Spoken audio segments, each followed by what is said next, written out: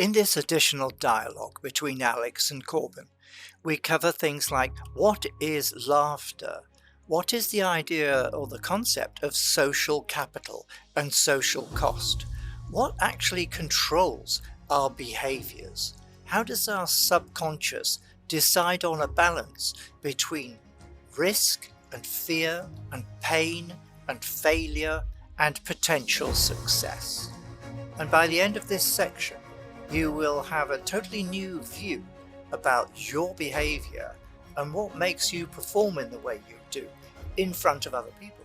All right. So the basic principle in doing exercises using what you might think of as improv techniques is not really improv per se, in that you're not training people to be funny on stage. What you're doing is creating a fun environment for people to be in, so that they can feel safe and everyone can feel like everyone is on the same page, and they can develop skills together. And the reason why laughter is important is because laughter is the human signaled emotion via which we illustrate to each other that social costs have been discounted.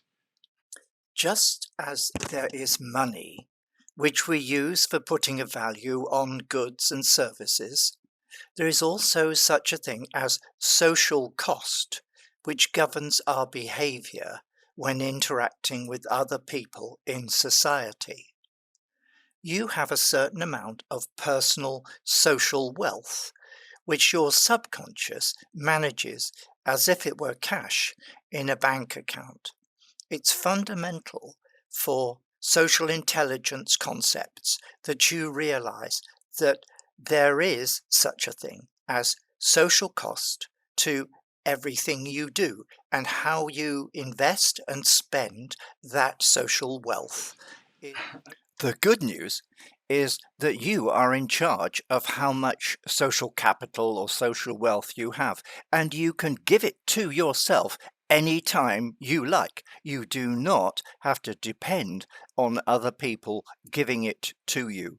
So if you are prepared to give yourself enough social capital, then you can experiment, and even when you fail, it doesn't matter, because the social cost just comes out of that account and you can top it up anytime you like, just like governments do when they're facing some kind of economic challenges. So good luck with that. It is fundamental to understanding self-confidence. You can give yourself that quantity of social capital at no cost. Wealth. Okay. So laughter happens basically when there's a reframing event in your brain. If you have some amount of somebody saying something and it seems like your brain is automatically building a cognitive frame to explain what they're saying, and then there's some stimulus that essentially takes it out of that frame. Yeah. Your brain does a kind of like, wait, it's different than I thought, and then it subsequently thinks, oh, actually, but it's okay, there's no cost. So, I can never really think of a good example because I've got a terrible memory for jokes, but it's like one I remember from a while back is like crime in multi-storied car parks. That's wrong on so many levels. And you start off with the sort of like crime in multi-story, it feels serious, and then they're like, that's wrong on so many levels. And then your brain belatedly kicks in and sees the reframing, and it's suddenly funny when laughter is expressed. Yes, and then laughter is expressed, and laughter is contagious in human society because... So is that why, unrelated, if you tell someone that you're about to tell them a joke, they look for that, they're ready to perceive that change, and then they don't laugh? Right, you're like exactly. Yeah. It's sort of like if they anticipate that there's a reframe event coming, their brain doesn't respond the same way. Yeah, this is why comedy timing is so important, because it's about creating some sensation of surprise that catches somebody a little bit unawares. Yeah. So so we are mentally, socially designed so that when somebody has a reframing event, which basically is like, I was provided with unexpected stimulus, which under other circumstances might be frightening or alarming for a social group. But we've decided, but then there was no cost attached, so I laugh. And then we all laugh. And we all laugh. That basically says, some stuff we didn't predict happened here, but social costs are being discounted, so it's all okay. carry on, everybody. So when people laugh together, they create a space, they create a signal to each other that basically says social costs being discounted. And when you're training people to do new behaviours, that's exactly what you want. Because what the last thing you want to do is have people feel cringy. You want people to feel like, here I am with a room full of my colleagues, and we're going to do something that's a little bit wacky. You want them to feel safe. Yeah. So you start off with a few little examples that take them very, very gently into that. So, something I often start with is one where you get people to sort of stand, first of all, with their shoulders up. Alex is going to use what's called a mind-body exercise in impro training. And you want them like feet, toes in pointing towards each other, knees together. Can't see our toes, but yeah. And then, fold your arms, sort of like look down, and then everyone in the circle says, I'm a wonderful human being and everything I do succeeds. I'm a wonderful human being, everything I do is a win.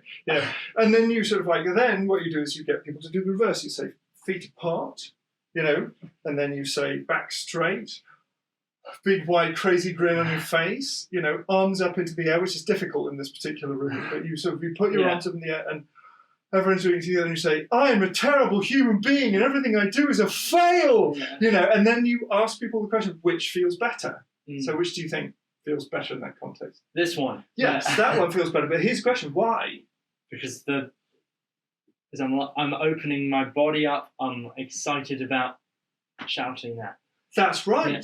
So here's the thing, you've got two different centres in your brain. You've got one that's preloaded with a set of words, and you've got another centre that is basically doing the physical stuff, and the physical stuff is trumping the verbal stuff.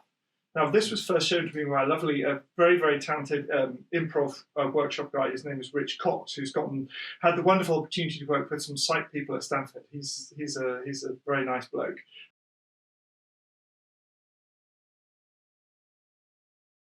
But he uses it to make the point about the connection between, the body and the brain. I use this exercise because often when you walk into a room full of people who don't know what these exercises are going to be about and the space isn't safe, using an exercise like this gives people the sense and the understanding of the fact that they can start exhibiting and trying on new behaviours without it coming at massive personal cost to themselves. It's vitally important that that people start to feel comfortable and start to feel like they're in control of their own environment in order for them to then, because that's how you create an environment which people can then try on new behaviours and so think, well, what happens if I do go into a shop and I'm terribly powerful and stern or what have you? You want people to be able to play with that stuff and feel okay about it. Like some of the most effective techniques I have explored in terms of getting people to do interviews or public speaking and stuff like that have to do with not just knowing the material, but really inhabiting it. Sort of like, what you're like, the body language is one thing when you're sort of like watching it, but when you actually have some instructions about how to stand and sort of like you're literally playing with it in the moment, you can really try it on. And then you can also watch other people doing it. Something that you'd never do, you can So see how it feels. So another one that I do sort of like as another sort of similar exercise, I call this stuff pre-improv, because it's like, how do you get people into the right headspace to start thinking about stretching their behavioural muscle and creating new behaviours that will enable them to do awesome shit. This next exercise is how to get your subconscious to give you as a whole person the permission to change, because normally the subconscious resists change very strongly. Awesome shit.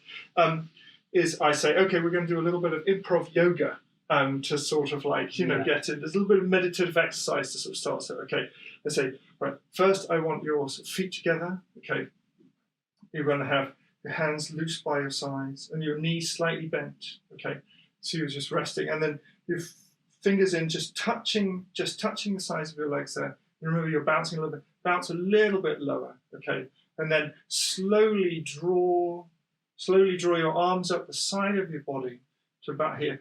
And then I want you to do is start pushing the energy out backwards, push push your face forward, to let the energy really drive forward, really, really leaning into it, absolutely, and then release the negative energy from your body via this single, very powerful sound.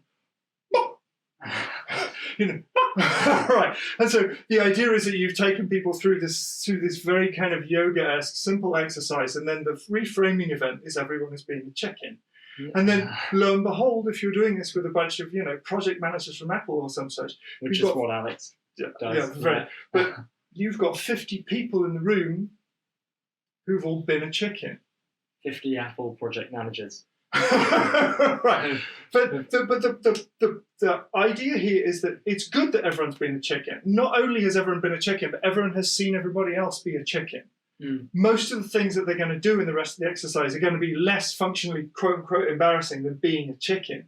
So you've created something of a safe space, and you've led people into it, and at no point do people have to engage in some kind of role play agency. You literally took them micro step by micro step to the point at which they were engaging in new behaviour. Did you do that with the Apple project managers? Absolutely. Yeah. Of course. And I've worked with, when you work with like developers, software developers who've worked together for a long time, or indeed sometimes with academics in high pressure positions, like working with people and astronomers at UC Berkeley and that sort of thing. What I've found is that the more exposure that people have to each other, and the more social tension is involved in the job, usually the more of these preamble exercises to get people into a safe space are needed before people can actually then physically start releasing and encoding new behaviours. But once you've covered that base and you've done that initial stuff, you then have created a platform via which you can start teaching new content.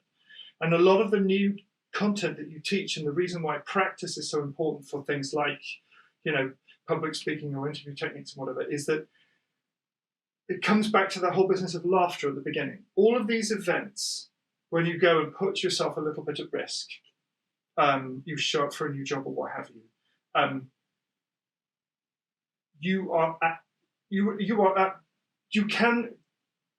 there's some social risk that can occur to you. It can be embarrassing. Somebody can, not like what you did, or you don't get the job. There's some event that's going to happen that basically affects you in a negative light. That's right.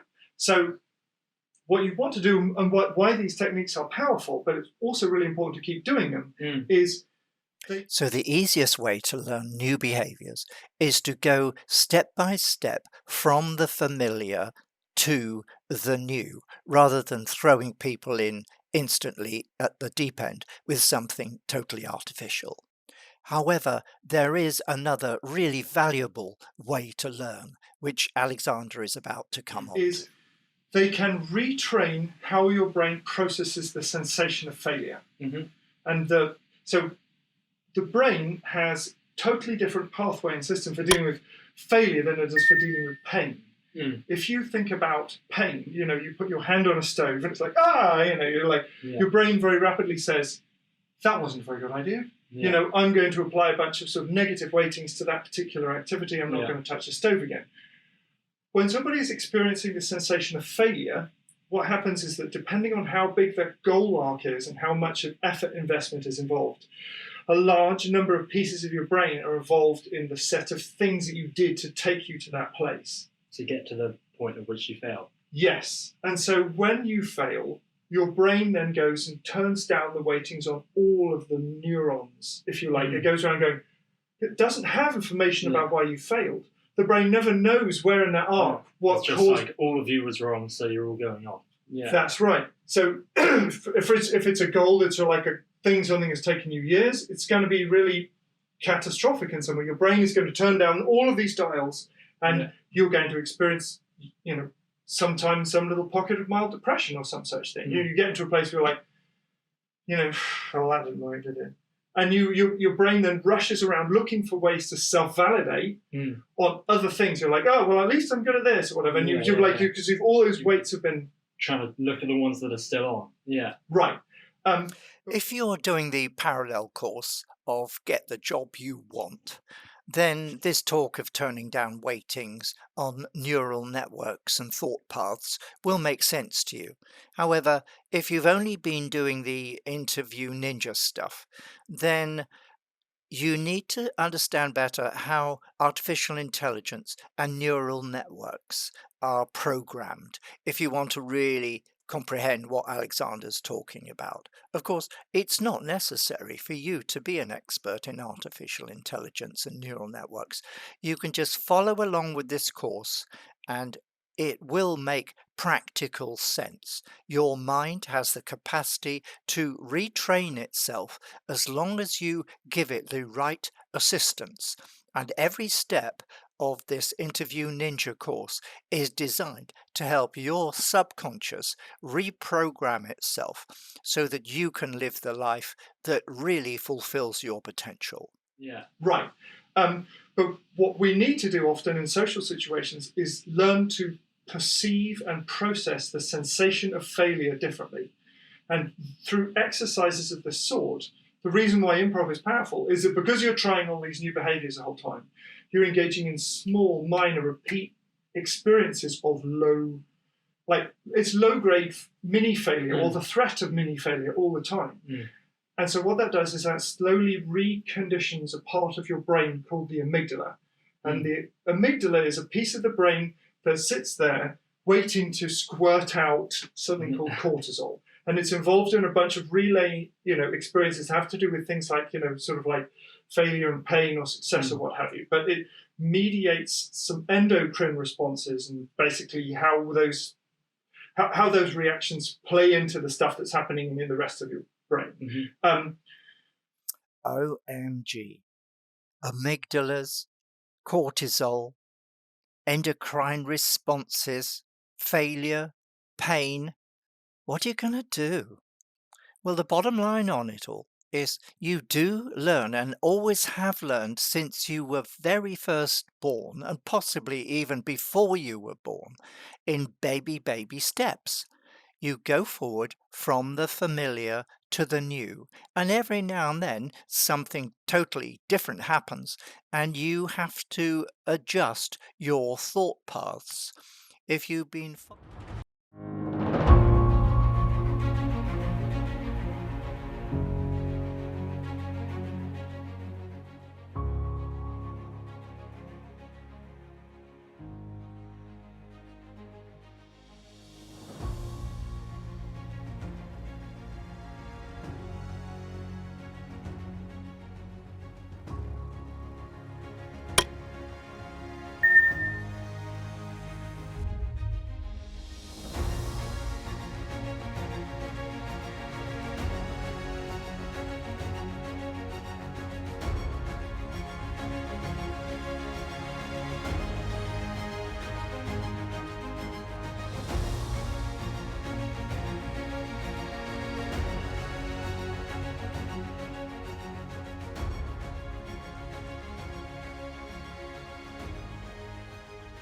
If you've been following Get the Job You Want, you'll know that you were born with a certain amount of nature, and then as you grew up, you had a certain amount of nurture, which enabled you to script yourself. And that's where we're at right now, because you need to start thinking about how you can re-script yourself.